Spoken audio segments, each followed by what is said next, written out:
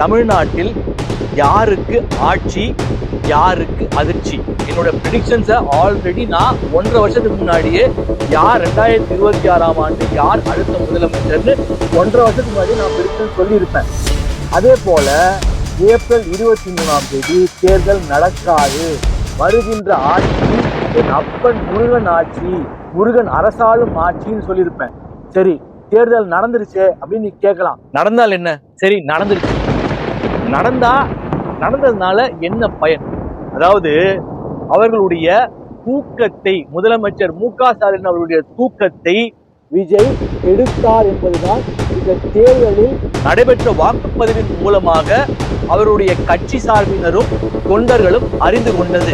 Gramin area, area இங்க பாத்தீங்கன்னா காலையில நான் பாக்குறேன் 5 லேடிஸ் என் வீட்டு பக்கத்துல இருந்து பிராமின்ஸ், அவங்கெல்லாம் ஓட்டு போட ஆர்வமாக போகிறார்கள்.